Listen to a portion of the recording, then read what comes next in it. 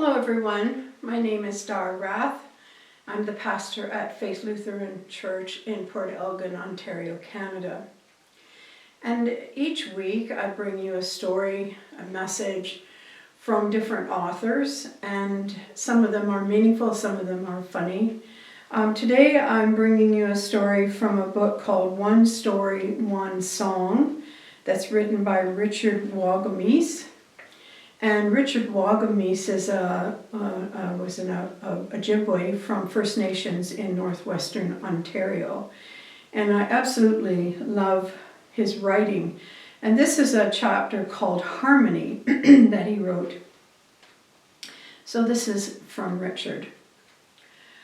According to the teachings of my people, harmony is the most difficult thing to achieve in life. The old ones say that the pursuit of harmony is a lifelong endeavor. Because of the intense struggle along the way, the journey is a spiritual one. There are not many who choose to make it, and it's easy to see why.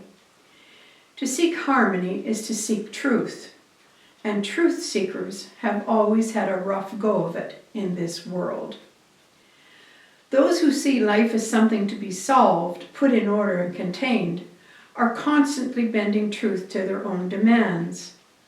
But my people knew there was one thing that would never change. They knew there was an energy that brought all things together and held them there in balance. A great spirit. A great mystery.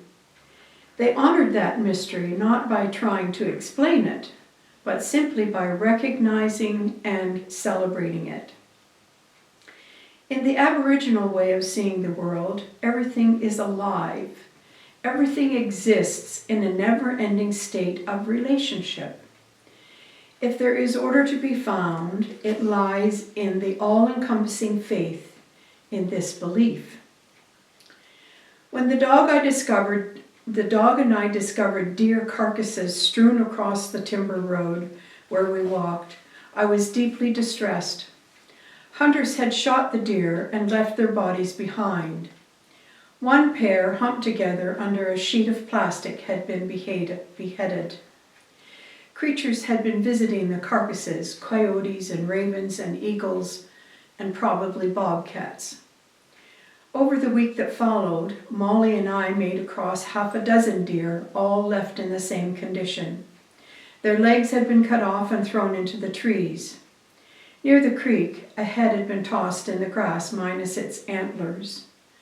Up the road one morning, near a carcass, we saw a juvenile cougar slink off through the trees.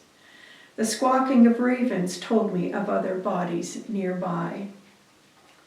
The first emotion I felt was anger, bitter and churning. This senseless display exhibited disrespect at every level, for the animals, for the land, for the other people who use that road, and for the planet itself. Empty coffee containers, beer cans, cigarette packages, and bloody rope were strewn everywhere. The behavior of these hunters had been careless, thoughtless, and crude. I stomped off down the hill to warn my neighbors about the proximity of the young cougar. The next emotion I experienced was shame. It's hard to be male when others of your gender mistake manliness for a can of Coors and a rifle. It's tough to be a male when people shrug off such disrespectful behavior as simply boys being boys. It's shameful being a man when for some men, wasting and discarding has replaced sharing. What these men had done offended my sense of propriety, dignity, and rightness in every way. Strangely enough, I also felt lonely. I go to the land for the experience of reconnection. I stand there and I feel I belong in a way I don't wholly comprehend. Once you have been fulfilled in this way, you see everything around you as valuable, necessary, and irreplaceable. When a life is served, the loss of that life force affects everything else. I didn't miss the deer, I missed the idea of them. I missed their spirit. In the end, I mostly felt sad. I thought of the multitude of woes that confront all of us around the world these days, the planet reeling from the effects of our indifference. Displays like the one I encountered with the deer are at the root of it all. This is why the earth suffers, because the majority of us have forgotten the idea of harmony and never learned it in the first place. We have forgotten that our responsibility is to take care of our home, and we have allowed dishonor to replace respect. Every bit of trash strewn in pristine places is proof of that. It saddened me that people can't recognize the larger impact of their actions, or often the effect of their inaction either. We are all energy, cause and effect at the same time. Those hunters found it too inconvenient to haul those deer out and deal with them respectfully. They found it too inconvenient to care. This apathy may be at the heart of the challenge we face as a species today. It is sometimes terribly inconvenient to act in an honorable way, so the earth suffers. Our home becomes sullied, and harmony is fractured at every turn. We are one spirit, one song, and our world will be harmonious only when we make the time to care. For ourselves, for each other, for our home.